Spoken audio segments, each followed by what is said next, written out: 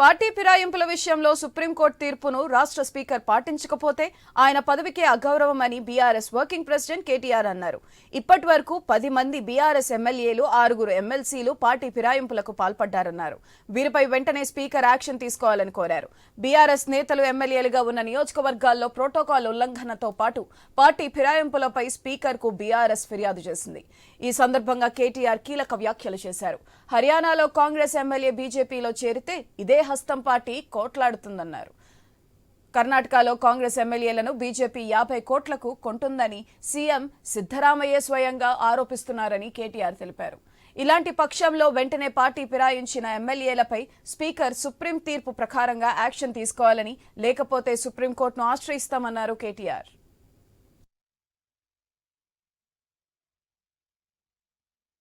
కలిసి చాలా వివరంగా అన్ని విషయాలు చెప్పాము. ప్రోటోకాల్ ఉల్లంఘనలకు సంబంధించిన విషయము చెప్పాము. Speaker should decide on disqualification with in 3 months అనే సుప్రీంకోర్టు తీర్పు ఏదైతే ఉన్నదో, జనవరి 2020 సంవత్సరంలో స్పీకర్ గారు ఖచ్చితంగా 3 నెలల లోపల తన దగ్గరికి వచ్చిన డిస్క్వాలిఫికేషన్ పిటిషన్ని, ఫిరాయింపుల మీద వచ్చిన కంప్లైంట్ను యాక్షన్ తీసుకోవాలనే తీర్పు ఏదైతే ఉన్నదో దాన్ని వారికి చాలా వివరంగా justice Nariman, justice Aniruddha Bose, justice Ram Subramanian ముగ్గురిచ్చిన తీర్పును వారికి గుర్తు చేయడం జరిగింది. కాబట్టి స్పీకర్ గారికి ఈరోజు మేము విజ్ఞప్తి చేసింది ఏమంటే, మీరు వెంటనే నిర్ణయం తీసుకోండి.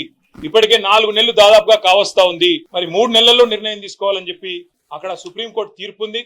దయచేసి స్పీకర్ గౌరవాన్ని శాసన ఇక కాంగ్రెస్ బలవంతంగా బెదిరించి బీఆర్ఎస్ ఎమ్మెల్యేలను తమ పార్టీలోకి చేర్చుకుంటుందన్నారు కేటీఆర్. బీఆర్ఎస్ ఎమ్మెల్యేలుగా ఉన్న నియోజకవర్గాల్లో మీ ప్రాణాలకే హాని ఉందని పోలీసులు కూడా బెదిరింపులకు దిగుతున్నారని ఆరోపించారు కేటీఆర్. పార్టీ మారిన ఎమ్మెల్యేల పట్ల తమకు సానుభూతి ఉందన్నారు.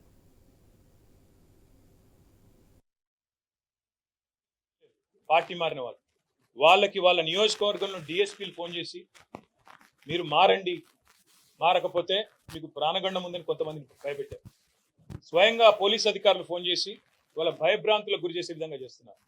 ఇవాళ బీజేపీ చేస్తేనేమో వాషింగ్ మెషిన్ అంటారు, పాపాలు చేసిన వాళ్ళు అందులో పోతే పాప ప్రక్షాళన జరిగి బయటకు వచ్చిందని మాట్లాడుతూ ఉన్నారని చెప్పి రేవంత్ రెడ్డి గారు, కాంగ్రెస్ పార్టీ ఆక్రోశిస్తుంది. వేరే రాష్ట్రాల్లో బీజేపీ కాంగ్రెస్ ఎమ్మెల్యేలను తీసుకుంటే మర్డర్ ఆఫ్ డెమోక్రసీ అంటారు. కానీ మరి ఇక్కడ మీరు చేస్తున్నది ఏంటి అని వారిని అడిగితే సమాధానం రాదు. కానీ వారు చేస్తున్నది కూడా సేమ్ పని. ఏం చేస్తున్నారు? కొంతమంది మీద కేసులు, విజిలెన్స్ దాడులు. మా రాజశేఖర రెడ్డి గారి బిల్డింగ్ పడగొట్టినారు, మా రాజశేఖర రెడ్డి గారి కాలేజ్ బిల్డింగ్ పడగొడతారు. మల్లారెడ్డి గారి ఆస్తుల మీద పోయి వాటిని ధ్వంసం చేస్తారు. కొంతమందిని డైరెక్ట్ గా మీకు ప్రాణగండం ఉందని భయపెడతారు. కొంతమందికి బిజినెస్లు ఉంటే ఆ బిజినెస్లో విజిలెన్స్ వాళ్ళని పంపించి, ఇంకా ఇతరత్ర సంస్థలను పంపించి ప్రతిపక్ష ఎమ్మెల్యేల నియోజకవర్గాల్లో ఓడిపోయిన అభ్యర్థులు కార్యక్రమాలు చేస్తున్నారని, అధికారులు వారిని స్టేజ్ మీద కూర్చోబెడుతున్నారని మాజీ మంత్రి సబితా ఇంద్రారెడ్డి ఆగ్రహం వ్యక్తం చేశారు. పార్టీ ఫిరాయించిన వారిపై అనర్హత వేటు వేయాలని స్పీకర్ను కోరినట్లు ఆమె చెప్పారు. పార్టీ కండువాలు కప్పుకుని ఓడిన అభ్యర్థులు చెక్కులు పంపిణీ చేస్తున్నారని సబితా ఇంద్రారెడ్డి ఆరోపించారు. వచ్చిన తర్వాత ప్రతిపక్ష ఎమ్మెల్యేల నియోజకవర్గాల్లో జరుగుతున్న కార్యక్రమాలలో ప్రోటోకాల్ ఉల్లంఘన ఏదైతే జరుగుతూ ఉందో దాన్ని స్పీకర్ గారి దృష్టికి తీసుకురావడం జరిగింది. తప్పకుండా మా హక్కులను హరిస్తున్న సందర్భంలో మీరు మా హక్కులను కాపాడాలని గౌరవ స్పీకర్ గారికి విన్నవించుకోవడం జరిగింది. 1, 2 కాదు, గత 4-5 నెలల నుండి చూస్తూ ఉంటే ఏ నియోజకవర్గంలో చూసినా కూడా ప్రతిపక్ష ఎమ్మెల్యేల కన్నా ఓడిపోయిన వాళ్ళకే ప్రాధాన్యత ఇస్తూ కార్యక్రమాలు చేస్తూ ఉన్నారు. ఎమ్మెల్యేగా మాకున్న హక్కు ప్రకారం, ప్రోటోకాల్ ప్రకారం మేము చేయాల్సిన కార్యక్రమాలని ఓడిపోయిన అభ్యర్థిని తీసుకొచ్చి నియోజకవర్గం ఇన్ఛార్జ్ అని అధికారులే స్టేజ్ మీద ఇన్వైట్ చేస్తూ ఉంటే దేనికి ఇన్ఛార్జ్ అని ప్రశ్నించడం జరిగింది. అంటే దేనికి ఇన్ఛార్జ్? మేము ఎమ్మెల్యేల ముందంగా నియోజకవర్గం ఇన్ఛార్జిని పిలవాలని ప్రోటోకాల్ ఎక్కడైనా ఉందో చూపించండి అని అడిగారు. ఓడిపోయిన అభ్యర్థిని, అంటే 3వ స్థానంలో వచ్చిన అభ్యర్థిని తీసుకొచ్చి స్టేజ్ మీద కూర్చోబెట్టి చెక్కులు ఇవ్వాలనే నిర్ణయం ఏదైతే తీసుకున్నారో వాళ్ళ ఆలోచన ఒకటే కనిపిస్తూ ఉంది. ఓడిపోయిన వాళ్ళని స్టేజ్ పైన కూర్చోబెట్టి ఏదో ఒక రకంగా ప్రభుత్వ పరంగా వచ్చిన కార్యక్రమాలను చేస్తే ఇమీడియట్గా ప్రజలందరూ కూడా మారిపోయి వాళ్ళకు అనుకూలంగా మారుతారనే ఆలోచన వాళ్ళకు ఉంది. కాంగ్రెస్ ప్రభుత్వం వచ్చిన తర్వాత